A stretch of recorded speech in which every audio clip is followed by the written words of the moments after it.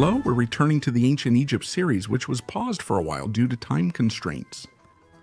The economy in Pharaonic Egypt functioned very differently compared to modern times, and its evolution over time reflects the different forms of power in Egyptian civilization during various periods. For this occasion, I invited you to ask me questions on the topic via social media and a YouTube post. Many of you responded to me, particularly on YouTube. A big thank you for your enthusiasm. I grouped your questions into two themes, and I'll answer the ones that didn't fit into those at the end of the video. The first theme will address the state's role in Egypt's economy. The second will cover transactions, salaries, and trade. As mentioned earlier, the final section will address the points not covered in the first two parts, so that we're all clear on the terms, and then we'll get started on the topic, I promise. What I will call the economy is the set of activities that people living in society carry out in the context of the production, distribution, and consumption of wealth. Well, many of you have asked, among many other questions, how exactly the Egyptian economy was organized, whether the government controlled it, and what its structuring elements were. The pharaonic state and its government played varying economic roles depending on the era and the prevailing needs, as one would expect, while allowing a private economy to prosper as well as real autonomy for rural areas, and this continued until the Middle Kingdom. As a reminder, the history of Pharaonic Egypt is divided into three major periods. The Old Kingdom, when the Great Pyramids were built, the Middle Kingdom, a period of prosperity for Egypt, and the New Kingdom, from which Tutankhamun and Ramses have flourished. These eras are broken up by times of upheaval and volatility called intermediate periods. Egyptologists have identified various territories where the local rulers structured and taxed the economy and its production, illustrating the state's role in the economy. This was the case even in the pre-dynastic periods before Egypt's unification. This was the case in Abydos, located near the center of what would later become Egypt.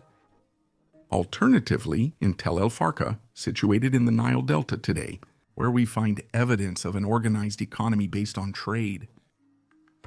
This phenomenon, starting from the earliest pharaohs, grows and theoretically spreads across Egypt over time. In reality, the pharaonic administration's control was not uniform across the territory, and villages were very autonomous. From its inception, the Egyptian state helped organize the nation's economy by structuring a portion of its production, then by taxing it in order to allocate resources to the various activities of the kingdom and its administration. During the early pharaonic dynasties, known as the Archaic period, for practicality, taxes are collected collectively by villages or communities, paid in resources and labor time. This obligation, sometimes called corvée, was usually compensated with a type of wage. This answers several of your questions. These wages were essentially rations made up of bread, grains, and beer, and yes, the latter was considered part of the basic diet. As for the goods not recovered by the state, they ended up on the private market, where they were exchanged according to the usual principles of a market economy and through bartering, and I will come back to this in more detail later. This early organization would allow for the increase of the country's prosperity. The third dynasty of Pharaoh allowed a transition to a strong state, which became the Old Egyptian Empire, the builder of the Great Pyramids of Egypt. As I was telling you a little earlier, beginning in 2686, before the Common Era. The weight of the state on the Egyptian economy, although nuanced due to its coexistence with a private economy and strong autonomy of rural territories at the time, is nevertheless significant. This continued until the New Kingdom's collapse over 1,000 years later.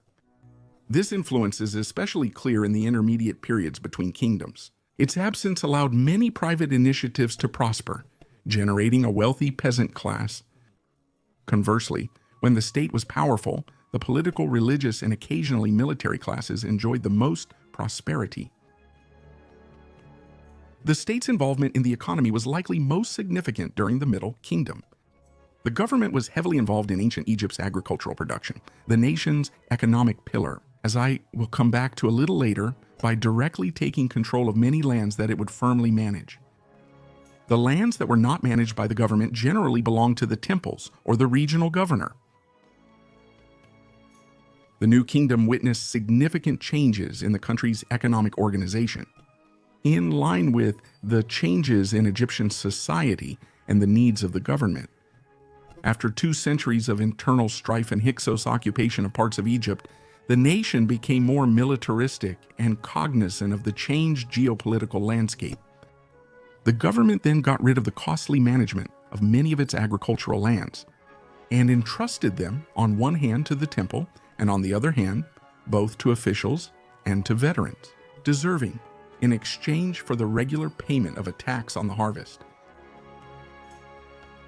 So when do you see it? The role of the state in the Egyptian economy, although still major, has changed significantly over different periods to address contemporary issues and desires.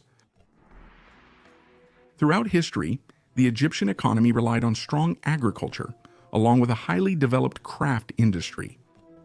The foundation of the nation's agricultural output was grains for bread and barley, particularly for beer production. And this was the case since Egyptian prehistory. Fruits and vegetables were also important in Egyptian production, with their variety increasing over time. Pre-dynastic periods mainly featured palm fruit consumption, while the Old Kingdom saw a rise in cultivated fruit variety. You find figs, grapes, jujube, and jar beet, the last one being a joke, and other fruits. Among Egyptian produce, however, it was only from the New Kingdom onward that Egyptians began to cultivate olives and apples. Ah yes, apples are good, we planted them. A significant aspect of ancient Egypt was the dedication of whole economic sectors to the deceased and funerary rites.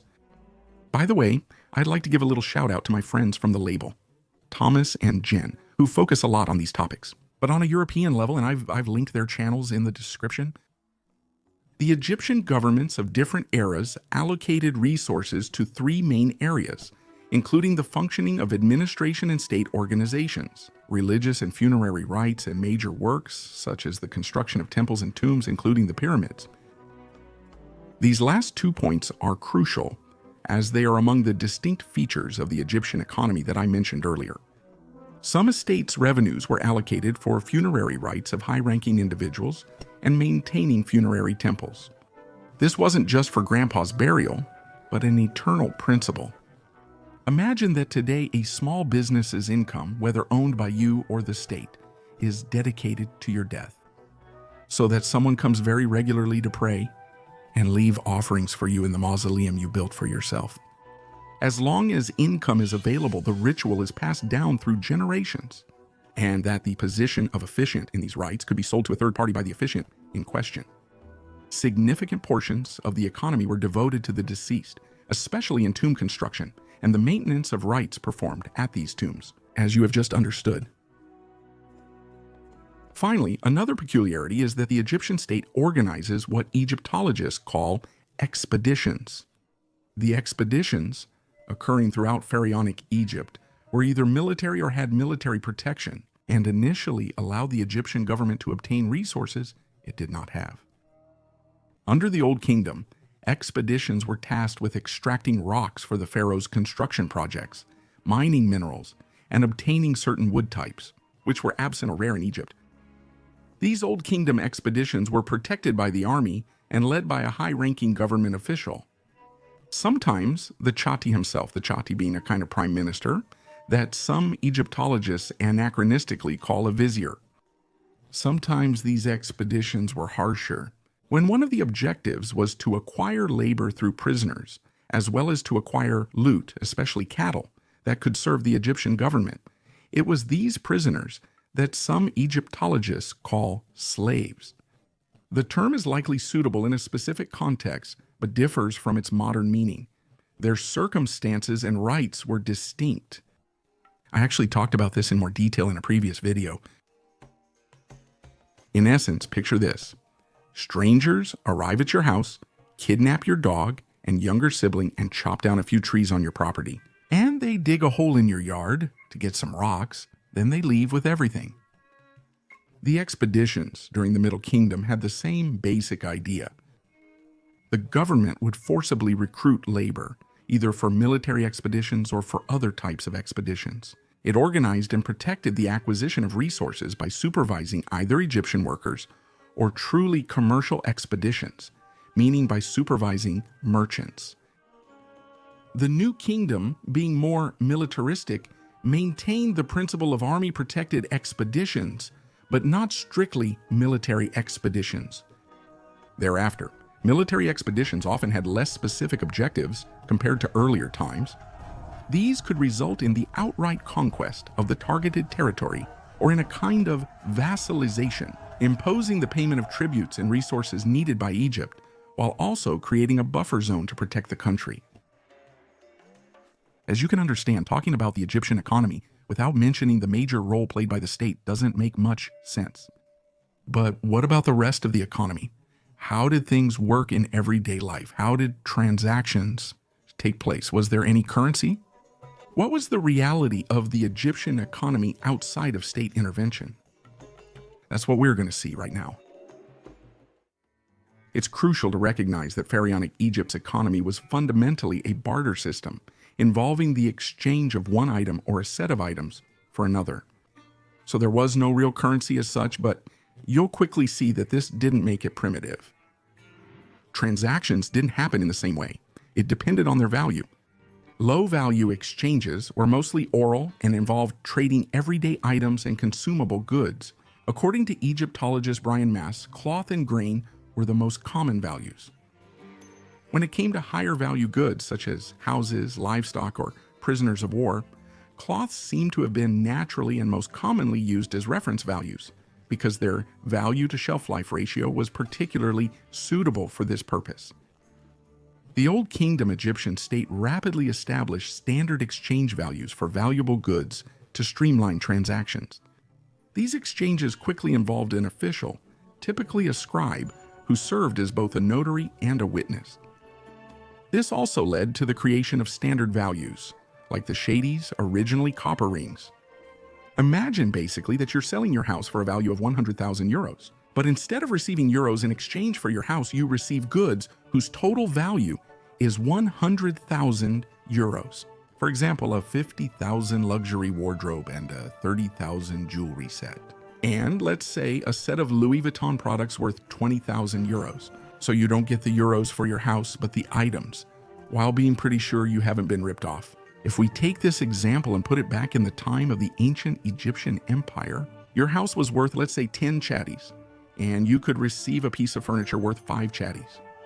A batch of precious items worth 3 chatties, and a batch of fabrics worth 2 chatties. So that makes 10 chatties, which allows for an exchange considered fair by both parties. During the Middle Kingdom, a new standard of value appeared, the debin. Those of you who have played Sierra's Pharaoh game will recognize the term. In practice, the debin was a unit of weight for metals. During the Middle Kingdom, the debin weighed 13.6 grams and could be made of gold, silver, or lead. While the copper shadi was still in use at the same time, it had a lower value than the debin. The gold debin was the most valuable, worth 2 copper debins and 4 lead debins. 1 lead debin was likely worth 3 shatis. Although they mainly served as a standard of value, it seems that metal debins were sometimes actually exchanged during transactions. During the New Kingdom, there were still standard values, namely the debin and shatis mentioned earlier, but the format was different from that of the Middle Kingdom. The debin, made of gold, silver, or copper, now weighed 91 grams, up from 13.6 grams. It was also divided into a tenth of a debin, weighing 9.1 grams. The shatis were no longer made of copper but of silver, and this corresponded to 7.6 grams of metal. The other new thing is that both the debins and the shatis could serve as a standard of value, as well as being a means of payment, unlike in the Old Kingdom and more often than in the Middle Kingdom. As I mentioned earlier, there was also what we now call the private sector, but again it varied depending on the period. This was manifested, among other things, in the markets and through types of businesses. Brian Moss notes that during the Old Kingdom, small entrepreneurs helped supply the markets and the handicrafts produced by peasants during their free time from fieldwork or state labor duties. In the Middle Kingdom, there was evidence of larger businesses that produced and processed goods. These businesses employed wage earners who were primarily paid in food rations, mainly grain. Grain was a standard value of exchange on the market, so this was not strange at all, but rather quite ordinary. The New Kingdom, while building on what was done previously, best illustrates the hybrid nature of the Egyptian economy, both public and private, notably through the craftsmen working for Pharaoh, but using their free time to sell their services elsewhere, in a form of self-entrepreneurship, if we wanted to make the comparison. When it came to financing transactions, especially for goods of higher value than consumer goods, the Egyptians practiced credit. Although there doesn't seem to have been any real banks, we find evidence of entrepreneurs lending grain in exchange for repayment and payment taking place later. In addition to that, it seems to have been common, especially during the New Kingdom, for individuals to borrow certain items they didn't have from those around them in order to complete a transaction, with repayment usually taking the form of a favor returned later. Transactions in ancient Egypt were primarily based on and structured around the bartering system, while becoming more structured, aided by the government to ensure stability and fairness in exchanges.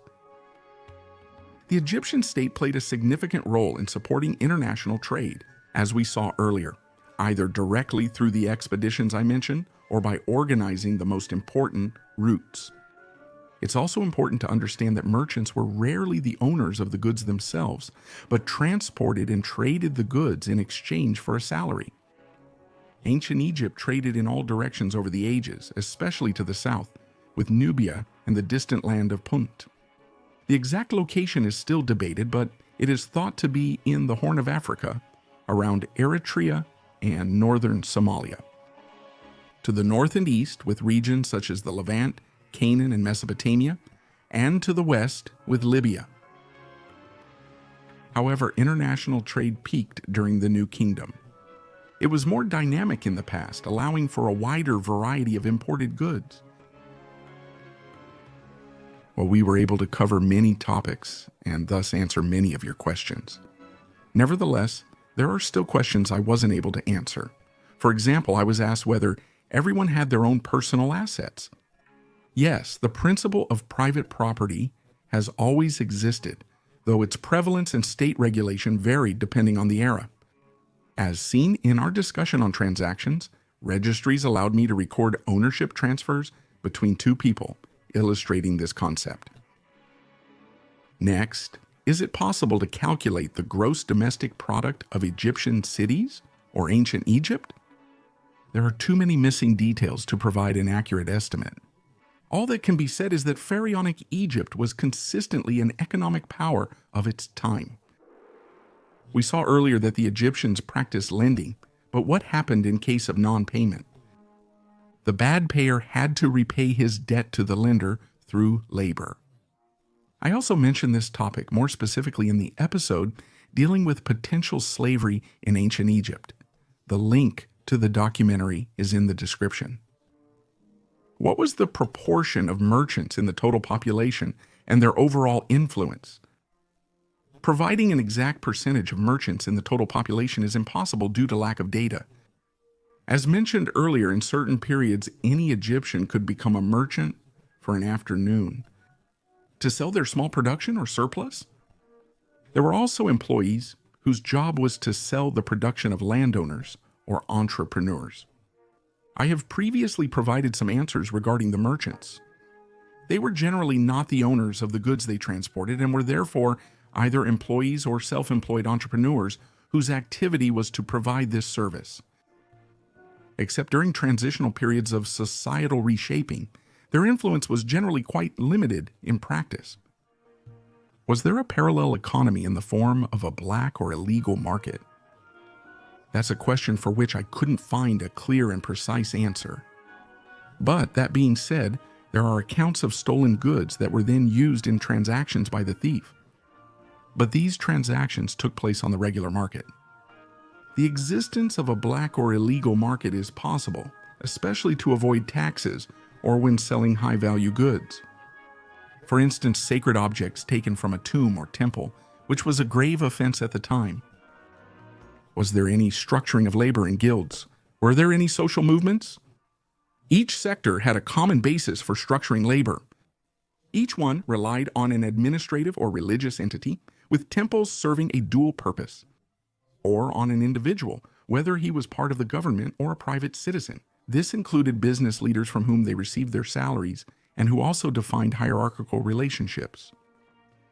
On this common basis, there were specificities related to the professions practiced. Specific trades were organized into teams led by team leaders. In some cases, the workforce could be allocated or lent to perform other tasks. Regarding social movements, Egyptologists have found evidence of a major social movement in the New Kingdom during the time of Ramses III. The craftsmen working on the royal tombs went on strike several times due to poor payment of their wages and supply problems. Regarding their food and water rations, the craftsmen eventually won their case. However, this did not end the dysfunction, which led to corruption within the Egyptian administration, becoming a major factor in the New Kingdom's decline. During an inheritance, was the division fair among all the children? Or were some favored, boys, illegitimate children, or firstborns? Did some of the items go to the state or were they destroyed? The principle of inheritance in pharaonic Egypt was particularly well structured and regulated. Successions were governed by Egyptian law, and also the declaration of intent by the deceased, which is a kind of will, but which could nevertheless be implemented before their death, sometimes in the form of donations. Overall, there were some nuances depending on the period.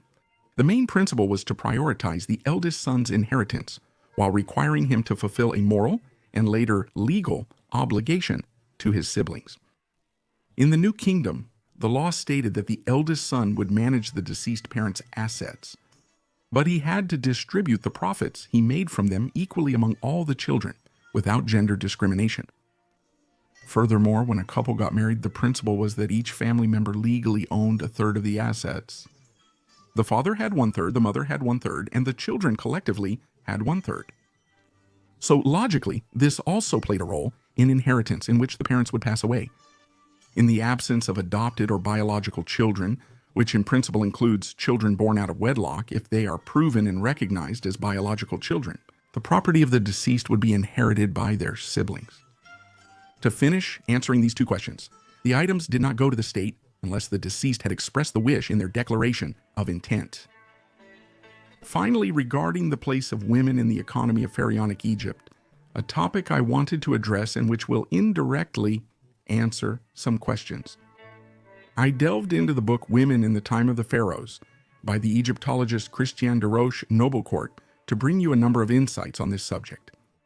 It's a work that presents a somewhat old-fashioned perspective, which I of course make sure to nuance based on more recent publications, as usual, but it's still rich in information. This work states that women were equal to men before the law, and indeed, this doesn't seem to be just theory, since we find this logic in the judgments that were made. Numerous examples can be found in the country's economic life and more generally in the culture of the time. They were thus independent and were neither legally nor otherwise under the guardianship of a man, as could have been the case, for example, during the Greco-Roman periods. And so they could own property, trade, borrow, run a business, and more. During the New Kingdom, Egyptologists discovered the example of Nenofere, illustrating this point. A true business leader, organizing the production of her lands and the distribution of her products, including potentially outside of Egypt. From the point of view of the so-called public sector, it was the Old Kingdom that was most favorable to the advancement of women within the high administration of the pharaoh. However, this would be much less common in the future. In ancient Egypt, women had the freedom to fully participate in the nation's economic activities if they desired. Culturally, things changed depending on the period. Despite their freedom, independence, legal protection, and right to divorce, Egyptian women faced societal expectations that could limit their true range of actions, as in any society. It's important to note that while progress was made, gender roles still existed, with certain roles considered more feminine or masculine. But that being said, Egyptian culture regarding women and the way they were treated was much better than in neighboring regions at the same time, or even compared to what happened later in ancient Greece and Rome As I told you a little earlier, I hope I answered all your questions. Sometimes I had to cut short some of the things I would have liked to discuss. Focus on the impressive and interesting aspects of Egypt's administrative organization to keep the video concise. Today is December 24th, 2019. I hope you enjoyed this documentary. Happy holidays. See you soon.